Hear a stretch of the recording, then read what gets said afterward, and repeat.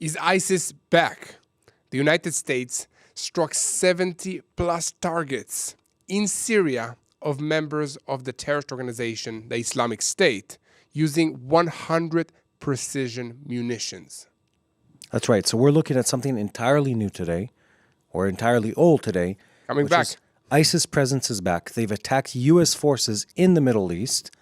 They've eliminated 3 U.S. personnel, 2 soldiers, 1 translator, just this week, and the U.S. strikes back. And the operation is called, very, very catchy, it's called Hawkeye. Hawkeye. Yeah, somebody in the U.S. Administration has been watching a lot of Marvel, and Hawkeye is one of my favorite, characters in Marvel. He's a cool guy. Marvel is good. With an arrow and a bow and arrow. So exactly. So this wasn't exactly arrows. This was 70 plus targets, 100 plus munitions, F-15, Apache helicopters, all kinds of names of technical. And the Jordanian Air Force working together with the American Air Force and American forces on the ground.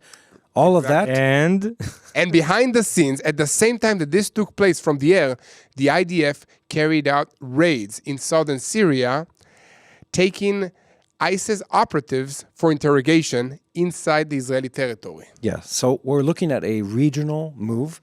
What this was not a specific ISIS attack as an organization, but forces affiliated with ISIS and inspired by ISIS attacking American presence inside of Syria.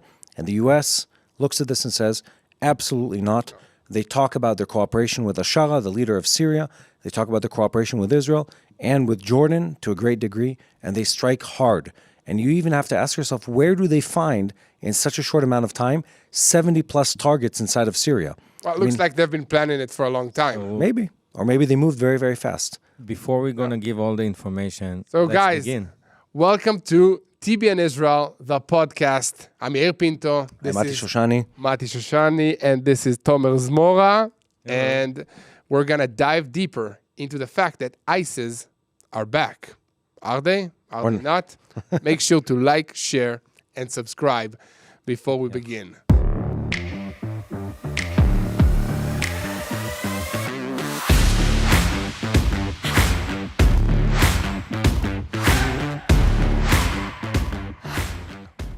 Okay, let's start with the background information on where this really takes place. And I had to open up a map because the location is important. This takes place in a place that's the ancient name is Tadmor, which is an ancient city, Babylonian city actually, if you go all the way back. And before that, several other empires that resided in that place. And the name of the modern city is called Palmyra. That's the name of the current city.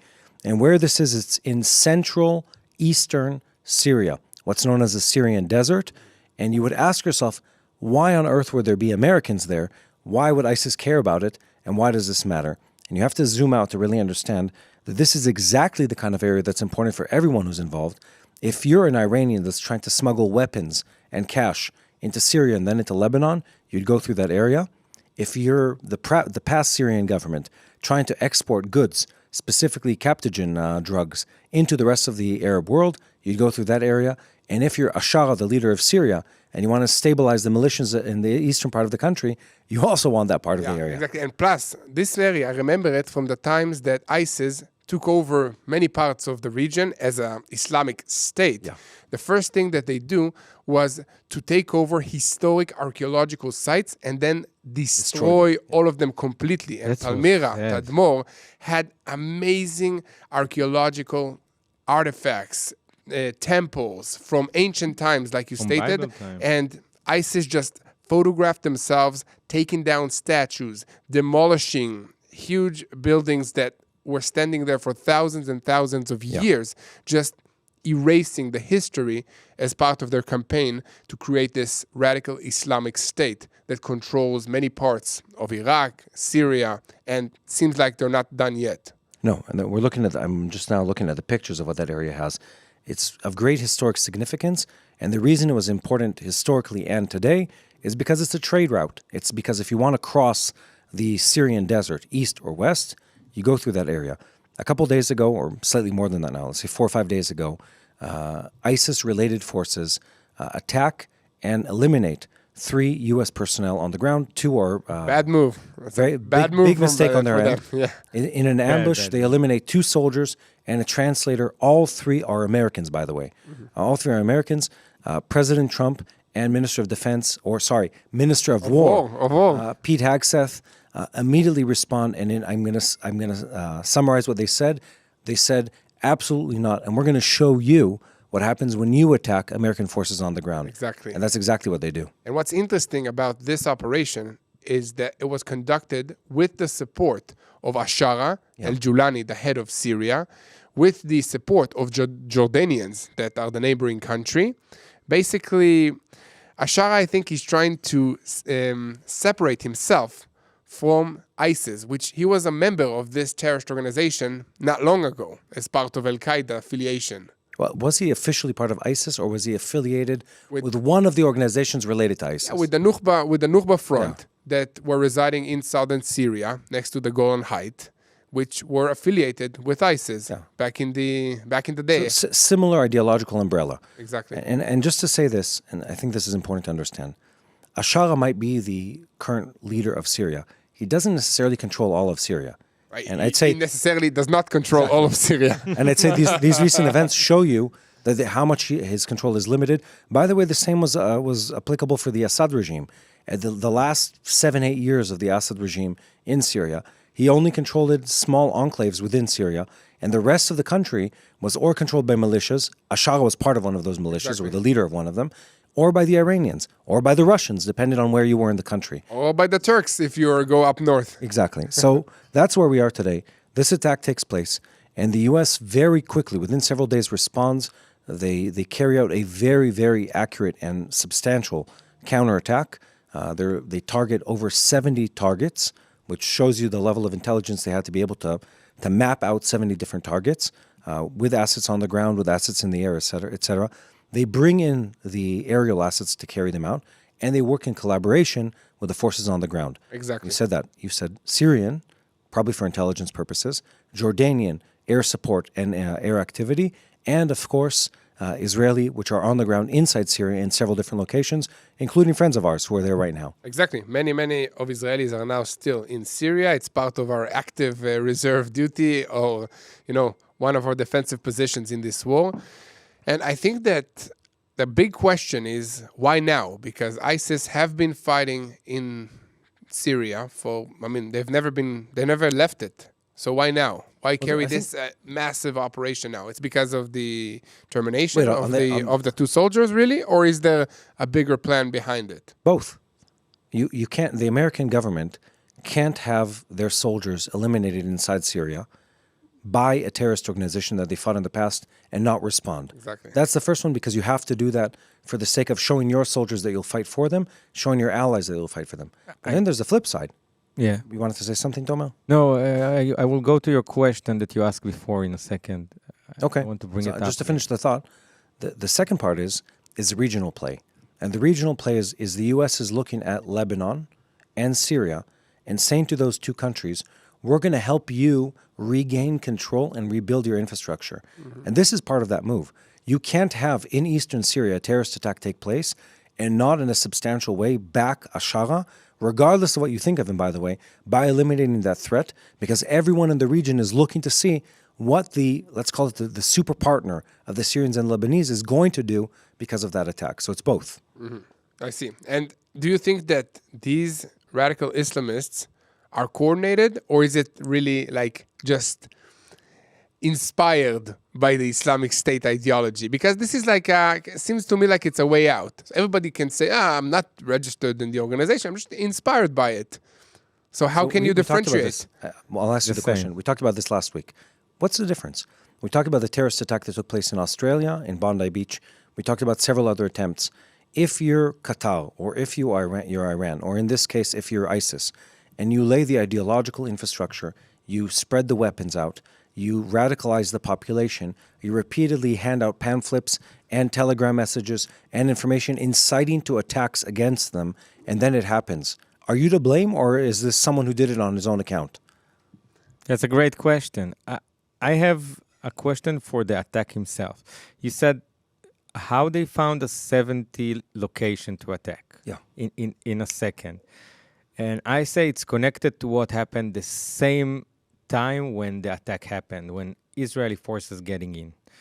Because sometimes it's feel that all the information or all the knowledge about what those terror groups do or how they act or where they have commanders and stuff, it's us working on the ground to bring this information. I see what you mean. I like this where you're going with this. So we said, how does the United States get this information? So they have 1,000 troops, between 800 to 1,000 troops on the ground. Advisors. Yes. Advisors. Security advisors on the And ground. translators. And that's one way to gather intelligence. I'm sure that they have operatives, that they have spies inside Syria, inside these organizations to gather this intelligence. But on top of that, the IDF has been operating in southern Syria for, what is it already? 2 years? 2 years, a year and a half, 2 years, something like that. And Israel, what we are good at, and this is no question about it, is Everybody say that gathering everywhere around the intelligence. world. Okay, we have a very, very good intelligence echelon, very good intelligence systems, and we are Most of the sharing it with our allies, especially the United States of America. That's like one of the benefits that they get from the defensive coalition with Israel. A huge benefit. Yeah, and I'd say also currently, if you look at the news, and we've reported on this extensively, is in recent weeks, Israel's been carrying out a series of arrests in southern Syria. And so we know we have assets on the ground. We know we're following and tracking who the members of the different terrorism cells are. And we both were in southern Syria together. The three of us, yeah. The three of us several months ago. And the nice intelligence we heard from the IDF was exactly that. The threat is not, it's not just Ashara. It's what happens when ISIS-associated forces storm from the eastern desert into the border with Israel. That was the threat that Israel was dealing with. So logic says we're gathering intel on the topic. The U.S., by the way, has had an ongoing presence inside Syria for over a decade. They've had, 2015 or so. Since the Syrian civil war? So when the country started falling apart, the U.S. started having a substantial presence in the country of, let's call it intelligence collecting and special operators. The U.S. breaking ISIS in the end. But it's more complicated than that. That ties into the Jordan piece, which is ISIS looks for a vacuum of power to be able to take a stronghold in.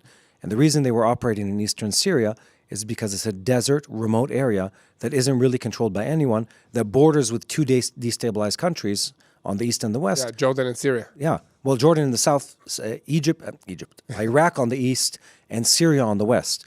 And if in that area you look and you say, well, there's a vacuum of power, this is where if I was a terrorist organization trying to hide, I'll create my hub. This is where I would go. Yeah. Exactly. And the Jordanians, I want to remind people, the Jordanians, led by the king, by the way, not remotely, fighting him. He carried out one of the bombing missions against ISIS back in the heyday of ISIS. King Hussein of Jordan flew. What does he fly? He flies a Cobra or an Apache? A chopper, right? A helicopter. I think he flies an Apache. He led one of the bombing missions personally against ISIS. Pretty cool. It's pretty cool because ISIS they torched a pilot who was a member of the Jordanian Air Force. Yeah, in a cage or something. In a cage, and he was a member of the royal family. Like not a direct member, but let's call it related to the royal family. And they wanted everyone Such around a lovely to see. people, those ISIS. Yeah. So Jordan has a stake in the game, and ISIS for them is not, some force that they're okay with. They despise them. They fear them. They've fought against them time and time again. I just want to remind people, Toma, I don't know if you remember this. When Jordan struck against ISIS, I want to say they depleted, I want to say it was close to half of their munitions in a single strike. So within a few days of striking ISIS targets, they fired, I don't know how many. Everything they had. Everything they had. Yeah. And they blew up all their training bases and all their outposts and all the stations they had in that area at once. And it's considered, when you look at sort of the fall of ISIS, that was a substantial step in their fall. Of course, the U.S. plays a huge part, but Jordan's substantial too. Mm-hmm. Yeah, exactly.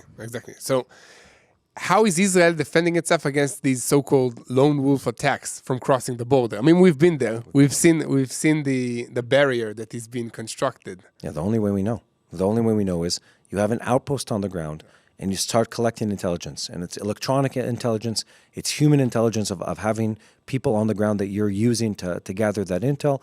And it's having soldiers, boots on the ground inside Syria that have literal eyes on the deserts leading into Israel.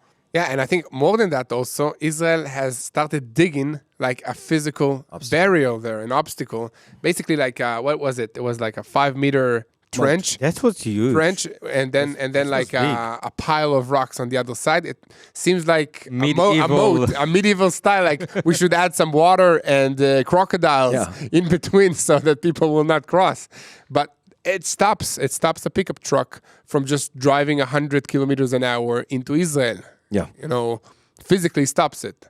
So I guess it helps. Well, and it's history on repeat, I think that's interesting, is when we, 20-something years ago, when I joined the Army, the first time, that was the situation up in the north, and where we had a huge amount of engineering work done to stop Syrian armored divisions from storming into Israel. And we're reliving that reality again, where we have an enemy that we're afraid is going to storm a mountainous and scarcely populated area of the country. And what you do is you put up physical barriers to slow them down. That's the same situation again. So we're looking here to organize our thoughts. An isolated event that's inspired by ISIS. The U.S. responds dramatically, substantially with the help of its allies because it says you can't, while you're making a move to rebuild and restabilize this region, we can't possibly ignore what happened here. We have to respond, we have to retaliate and show our partners that we're going to fight for Ashara in Syria and for regional stability. And secondly, to show ISIS that if they thought that they could sort of pop up their head and see what the response would be, that this is the response. The response is they lose everything they have in the region and they shouldn't dare come out again. There are no numbers of how many casualties ISIS suffered because of this attack, right? No. It wasn't cleared for publication, or maybe nobody knows yet. It's interesting because there's two answers to that question. The first one is there is no information. The second one is under the Trump White House, there's called BDA, bombing damage assessment, where an army usually after carries out an attack, it does an analysis of aerial and intelligence pieces of information and says the target was destroyed and X amount of people were in that target when it was destroyed. The Trump White House is very slow to release that type of information. And CENTCOM, because of that, Central Command of the U.S. Armed Forces, it barely releases information. Where did we see that? We saw that in the Houthi attacks that took place early this year, where the U.S. was striking on a daily basis, but they didn't give exact information of how many targets were hit, who was in those targets. So it's a bit of a policy issue rather than a lack of information. Plus, when you strike from the air, you do not know who was hit and who left the room that moment, especially when you're talking about precise munitions. Israel learned that firsthand from the strike on the leaders of Hamas in Doha, Qatar, where came out reports, all the leadership of Hamas were terminated, and then later on, more and more of them came out to speak, saying that they were not in that room at all, and they're healthy. Yeah, well, some of them were injured. Afraid, but they're alive. Until today, we don't know exactly how many survived, who was there, what happened to them. We only know that 2 survived. That's because they went out to the public. Beside it, no, one of them was injured. Yeah, but one of them was injured. There were like 6 and or 7 of them. There were several funerals that were carried out after that attack. Yeah, and several instances where someone was mourning a person who passed, but we don't know the full list of who was attacked. So your point is exactly accurate, yeah. You don't exactly know, but you know generally speaking. I'd say differently, the U.S. Armed Forces, unlike Israel, and this is a bit of criticism against Israel, when they strike targets, they don't do it for show. Yeah. There's in Israel sometimes, and I'm just going to be open here, sometimes because you need to respond when someone attacks you. But let's say Hamas, this is this is pre-October 7th, I remember. Pre-October 7th, let's say Hamas fires rockets and they fall in a field somewhere in the Gaza area. So the IDF doesn't go and start bombing Hamas targets in the Gaza Strip because that's the beginning of the war. We bomb the field in the Gaza Strip. Exactly. They bomb a field or, and I'm not exaggerating, or a Hamas empty They call and they say, Hamas, we're about to strike position X at this hour. Leave. They pull out their soldiers and then they bomb that position. So that's not what the U.S. does. The U.S. it bombs active positions. It bombs significant positions. So we can imagine that even if they didn't hit all the targets in eastern Syria, they hit a substantial number of them. And more than that, it's a show of power to ISIS and to everyone in the region that the U.S. isn't hesitant to rebuild and to fight back against these kind of things. Somehow the memory in the Middle East is so short. Because power is fleeting and power moves quickly. You had the Assad regime that was weakened for years. There was a power vacuum that took place in that desert for such a long time. And now, think about this from a big picture perspective. Yeah. The Trump White House comes and says, we're rebuilding the nation of Syria. We're rebuilding the nation of Lebanon. We're gonna end the war in the Gaza Strip, and we're gonna stabilize everyone in that circle all at once. That's a big ask. That's a big, A really big ask. And so now, when something happens to try to challenge that buildup of let's in this case, Ashara, the leader of Syria, when someone creates an attack, and the attack clearly is a challenge on his authority in the country and U.S. presence in the country, they have to respond. And they did the right thing, which is to strike significantly, strongly, and show everyone that they mean business. But what we know from this is that ISIS will not be stopped. I mean, this is not going to stop them. Well, they're an ideological movement. Exactly. Yeah. Plus, this strike was a targeted strike for this location in response to the termination of the IDF, the U.S. soldiers. And is that it? Or are there going to be any more operations carried out in Syria? I know that Israel will keep operating in southern Syria because we're there physically. So we have to in order to keep our citizens and our soldiers safe. But will the U.S. carry out more strikes? You think that ISIS militants will now be like looking up in the sky, thinking where the next precision missile will strike us? Yeah, so I think there's two things here. One, they don't need another strike because the strike was accompanied by a series of on-the-ground operations. So you have Israel in southern Syria. We're not spread out throughout Syria. We're just in a small area near... A strip of land that used to be a demilitarized zone. Exactly. So the Quneitra area as it's known, but it's the southern part of the Israeli Golan Heights, which is the southern part of the Syrian Golan Heights. We have 5 outposts in that area. So whatever the circle of influence, it's in that part of the country. The U.S. has intelligence assets on the ground, but also the Ashara regime was involved in fighting against what was happening, the ISIS attacks. And they too were actively involved in rounding up ISIS operatives and arresting them. So my sense is between Jordan, the U.S., Israel, and Ashara, all of that combined is really sort of the big move that's happening right now. And I don't expect ISIS would be stupid enough to try to attack again. I'm not even sure, we're not sure that someone from the top of ISIS said, let's carry out this attack. It was just inspired by them. You had an ISIS member doing a patrol at night and a U.S. member walking in the streets and they just met each other? It was an ambush. No, it was an ambush. Okay. It was intentional. And again, it's not like they suddenly decided that they hate Americans. They've always hated Americans. Exactly. They've always been open about it. They've always tried, by the way, not just in the Middle East, also in Africa. The same ideological movement tries to hurt U.S. forces wherever they are in the world. This isn't an isolated event. It's happened many times before. So I don't think there's another big move happening. But before we continue, we need to pause for just a second and talk about who our partner is today. Yeah, exactly. So this is actually a really amazing partner that I think has touched on the next goal of rebuilding Israel, rebuilding the people of Israel after 2 years of war. And that's the children of Israel that have been suffering without knowing from trauma. And now it's only becoming that we're reaching the stage of post-trauma that need to be dealt with. Because, Mati, you and I know both. We have kids and we went to the bomb shelters 3 times a week for close to, 2 years, more than 2 years now. Now when my children hear sirens, they're like freaking out and looking for a bomb shelter. When they hear an ice cream truck in the United States, they think it's a siren's alarm and they need to go to a bomb shelter. The first question that my daughter asked me when we got on a plane was, where is the bomb shelter on the plane? I mean, this is not healthy. And this is not just me. This is the entire children of Israel now. So our sponsor for today is called Shiloh Israel Children's Fund. And what they do, they are training professionals to help children deal with this trauma or post-trauma, this psychological situation in the near future, for the long term. So they are creating programs for 1 session, 1 month, 1 year with a few children, with a community that was affected, children that had to evacuate their houses for a long time.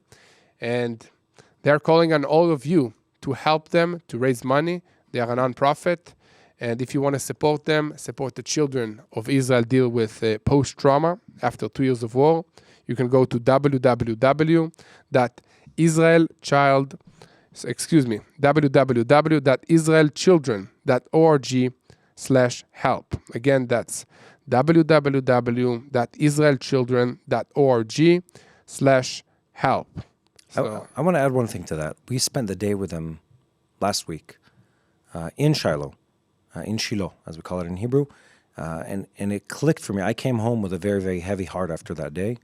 I was really in a very sad mood for like a whole day after that, because you realize that there's it's not one generation, it's 3 generations of children that have grown up under the cloud, the threat of terrorism, where these communities in Judea and Samaria who are filled with God-fearing and God-loving people have had members of their communities attacked by terror attacks time and time and time again for generations. Since 1967, since we took over Judea and Samaria from the hands of the Jordanian army, since then, many families there have multiple generations of loss in a family. And then the war just made things so much worse, because now there isn't a single family that isn't touched or by fear or by someone they knew that they lost in the war, or a member of the community that was hurt in the war, or even hostages that were taken in that war. So the need is great.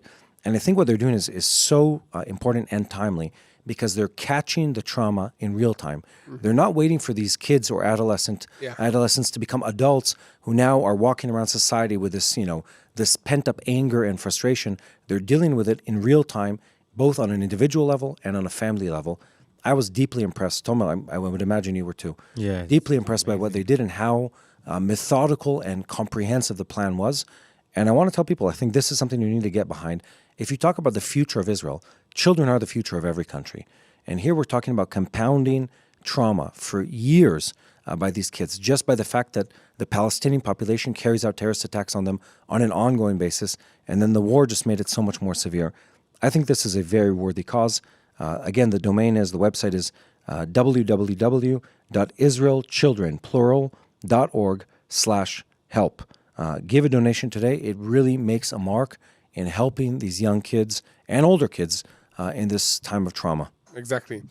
I think that what we learn from this attack and the response is that this is a global phenomenon. This radical hatred against the West, against the United States, against Europe, against Israel, this ideology that is trying to spread and conquer, ground, carry out attacks to force its ideals on other people is something that all of us around the world should notice and should be aware and then should act against it.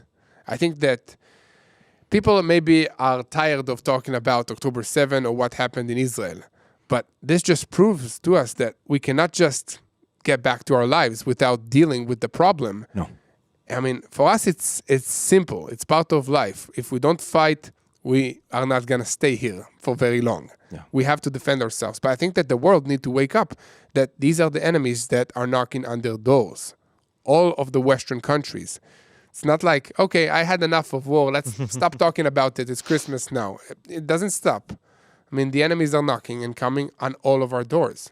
Yeah. And I think going back to Syria, this isn't isolated. Mm-hmm. ISIS started out as a Middle East problem, and it landed on the shores of European countries as terrorists that are showing up in their countries that were or radicalized by ISIS or fought with ISIS. For a few years. And came back into the country. Yeah. Whatever is not dealt with on a regional level becomes a global problem time and time again. We're exactly at that phase, and it's important to note, Hezbollah, Hamas, and ISIS, of course, and Iran through whatever proxy they can. Getting into Europe. Exactly. They're going global.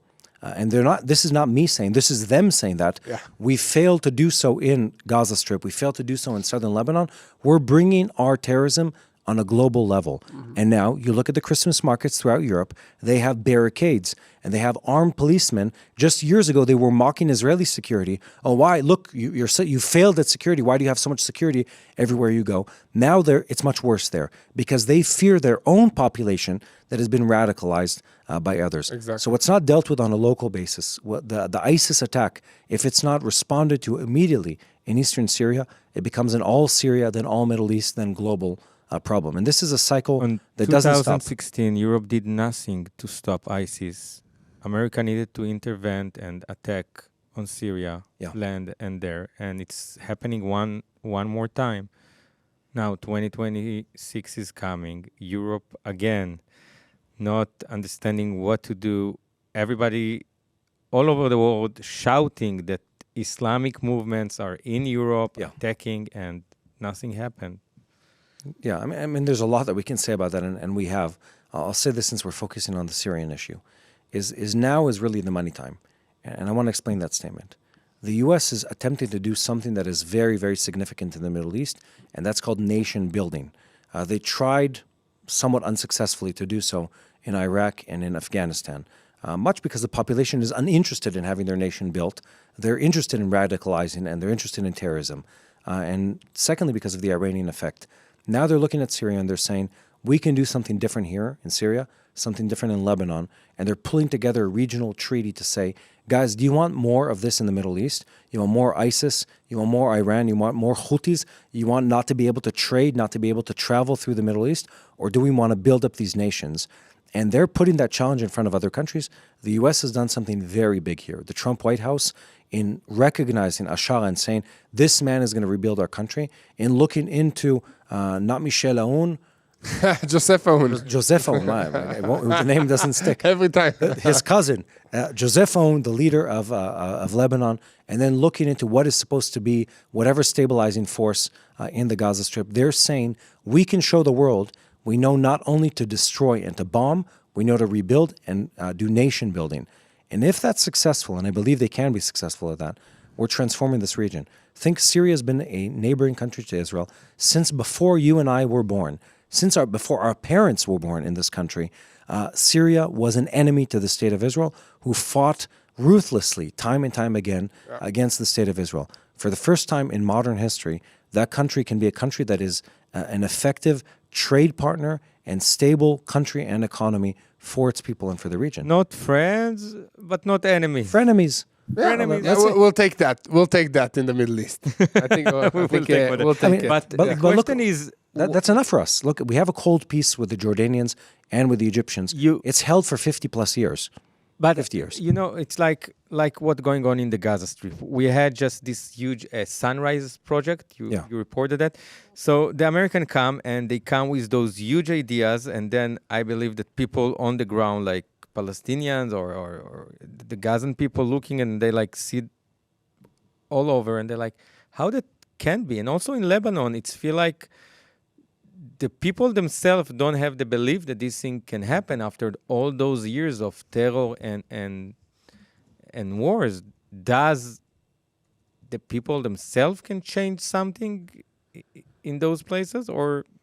I think people need good leaders in order to change and in order to believe in a future that has any kind of hope or any kind of something that's not war. And the people of Gaza, sadly, the people of southern Lebanon, all their leaders, everything that they said, everything that came out of their mouths was hatred, anti-Israel, rebuilding military power, and nothing of economic prosperity, no chance of a future that's not related to carrying out attacks. So what do you expect? But if the plan succeeds... Can I ask you a question, Yael? Yeah. This is philosophical. Can a nation be morally corrupted? Not just the leadership. That's a question. Can the people be morally corrupted? Answer, I'm asking your opinion, yeah. Yeah, I think that yes. It all comes to education. If you have a few generations of brainwashed teachers, schools, military leaders, spiritual leaders, then your people are corrupt from the core. And then I think that people follow a strong and good leader with a vision. Even if they are brainwashed for many years, they can change if you have a strong leader on the top. But you need to find this leader, and he needs to stay alive long enough to make these changes. that last part is the key. So, I don't just ask this. I mean, think about what's been going on.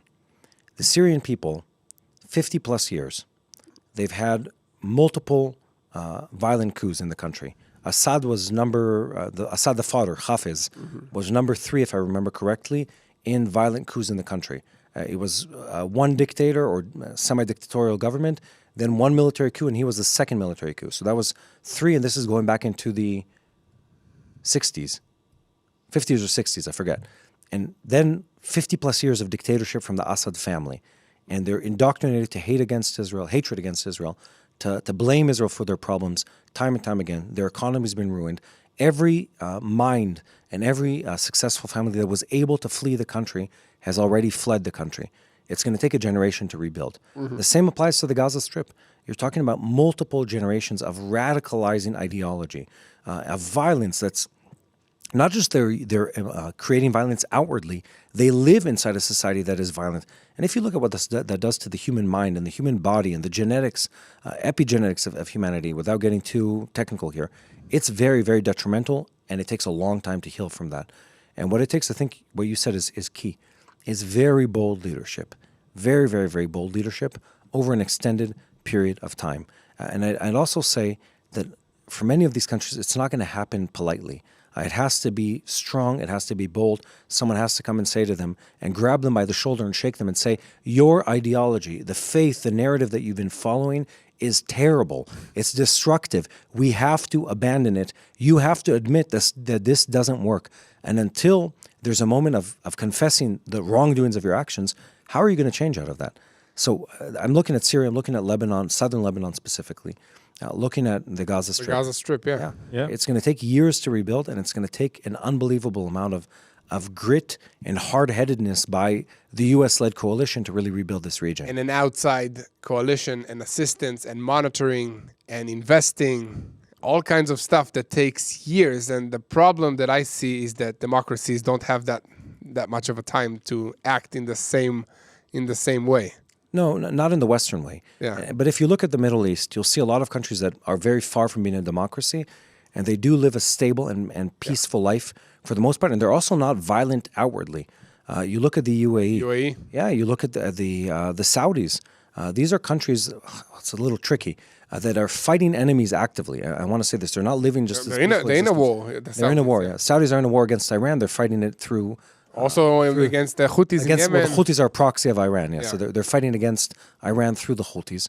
And yet they maintain a peaceful life in the country. They're able to export. They're able to trade. They're able to be part of the global community in a way that's positive. And their government, this is sort of the tension that MBS, Mahmoud bin Salman, talks about after the visit in the White House. They talk about the fact that they're having to pull their people away from radicalization, away from like a conservative mindset of only radical Islam and towards a Western and more educated mindset. And it takes time. They say, he says openly, MBS says openly, this is a very dangerous and treacherous path, and I can't step too fast because I'm going to lose my people behind me. I need to pull them in this direction. You look at that trend, it's possible. Myself, Segev, and Samuel Smadja visited the UAE a few years back during the Abraham Accords, like the heyday of the Abraham Accords. And there's a very famous quote from the father of the current leader. I forget his name. Anyway, Salman. No, but the father of the leader of Abu Dhabi, and he said famously when the Muslim Brotherhood challenged him and said, "Well, why is there Western life in your country? Why is there this and that?" And it just shows that there is a possibility to be both a Muslim country and not fully a democracy or very far from a real democracy, and still be peaceful and still be able to cooperate with other countries. He said to them, for those who want bars and discotheques, I forget the exact quote, there's that. And for those who want churches or mosques, they can go there too. And for those who have a problem with those two things, there's a prison for them. It's a famous quote that he speaks to the leaders of the Muslim Brotherhood and says, this is life in this country, and if you try to hurt these freedoms, well, understand where you're going. And they've lived in that balance. They've been able to maintain it. So it is possible. And again, because people, we say, well, the only solution is abandoning completely the religion that is fundamental to these countries. That's not happening tomorrow. Yeah, exactly. Unless God intervenes in a way that we didn't see coming, which he usually does. But anyway, still. Yeah, I think you will. Still, but it takes time for these things to happen. It is possible. Ashara can be the leader of Syria that says, I'm going to be the man who transforms the trajectory of this nation. I'm going to be the man who brings it out of 50 plus years of dictatorship, of a decade-long internal war, of both the Civil War and then the Russians, the Americans, and several other countries meddling in our internal affairs, and rebuilds. Maybe not the entire country, but most of the country. It's possible. The same can happen in Lebanon.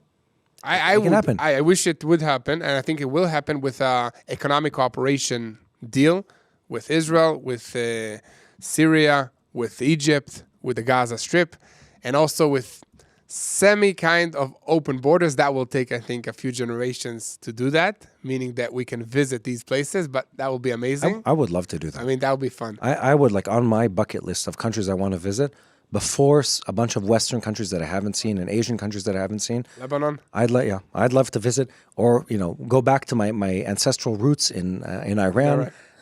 and see, like, where the family came from. Those are countries that, I don't know if in our lifetime is realistic. I wish it was. Yeah. To see the Syrian, artifacts and all that stuff, it could be amazing. Yeah, Palmyra can be cool if there's any artifacts left after the bombings of the U.S. and the ISIS destruction. According to Google Images, there is. There is. I was just looking. So let's wrap this up. We're looking at something very significant that happened. ISIS forces or ISIS-inspired forces in eastern Syria attack an American contingency of soldiers. They eliminate, I should say murder, 2 soldiers and a translator, all U.S. citizens. The Americans in Operation Hawkeye strike back, eliminating 70-plus targets by 100-plus munitions, together with Jordan, together with Shah's forces, together with Israel.